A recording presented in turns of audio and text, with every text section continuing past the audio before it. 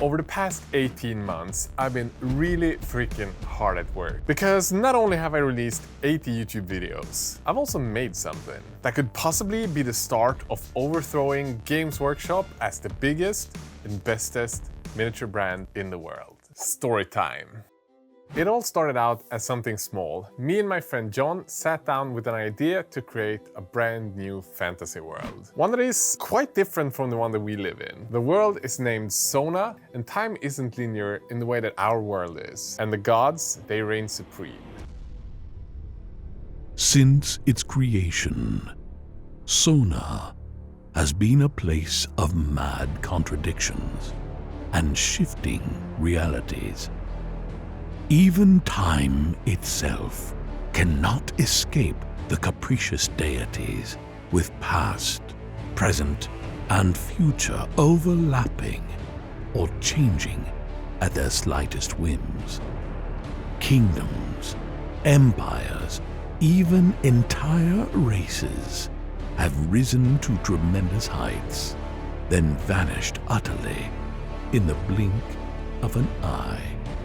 Their existences erased from memory.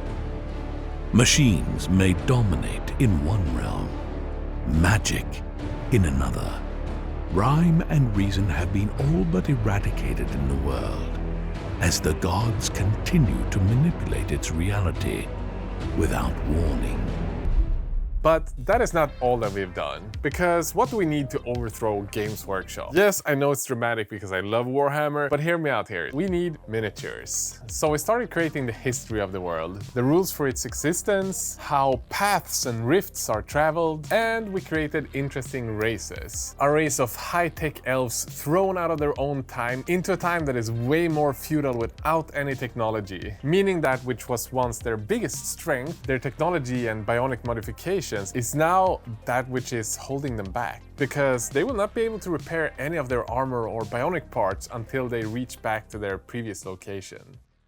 We have a nomadic necromantic human race that have learned to sense the shifting realities of the world and to harness the power of the life after to help them survive in the harsh reality that they face every day. And finally, a race of highly intelligent orcs that have learned to build their societies hidden from the gods, fully in tune with nature, but don't mistake their barbaric looks for being brutes. They are very much a civilized race, thriving both in peacetime and war times. And one of the most important things now that we created the races is to create unique characters.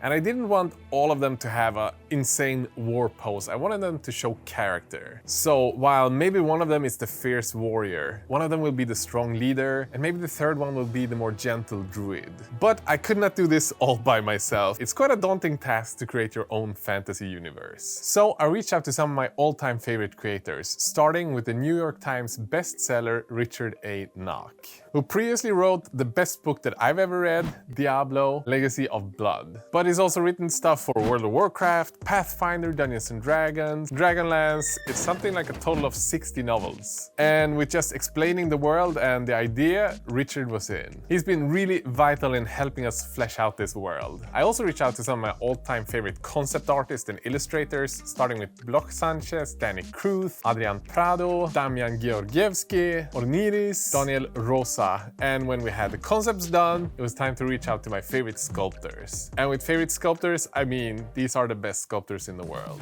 Joaquin Palacios, Torbjörn Barone, Victor Aguilar, Daniel Fernandez, and Alejandro Munoz. Just to mention a few, I probably forgot like 10 people that have helped out throughout this process. So all in all, we've created 10 different 75mm miniatures of the highest level you could ever imagine. All uniquely sculpted and created just for this fantasy universe. These are now being cast by Terrible Kid Stuff and Mindwork Games, which are two of the most praised resin miniature brands in Europe. And we've just put in so much freaking love into every single one of these figures. I mean, seriously, just look at the owl here. It's been so much freaking work just to be able to make this miniature castable with the unique and dynamic pose that we have without it breaking just by looking at it. Just to give you a size comparison, this is the Arachnarok spider from Games Workshop. It's on the biggest Age of Sigmar base in the game. And it pretty much reaches up halfway through the rock base of the owl. It is truly massive with 32 centimeters millimeters total height, it requires something like 5 liters of silicone just to be able to make the molds for it. So yeah, I am insanely proud of what we've done. But with an amazing author like Richard A. Knock on the project, we wanted to do something a little extra that you don't often see in the 75mm world, and that is to create a book included in the campaign. So we created a 40-page booklet filled with all of this amazing art, stories, character development, background of the world, and a full short story written by Richard that, in my opinion, is quite awesome. And the best thing is that if this campaign is successful and you guys love what we've done, we're already in talks of creating a full-length novel, fleshing out even more of the world of Sona. So where do we take it from here? Well, first of all, we gotta get these 10 figures out the door and release them to you guys, which is why we've created a Kickstarter campaign featuring these 10 figures, which are the best that I've ever seen, as well as a book written by the best author that I've ever read a book from.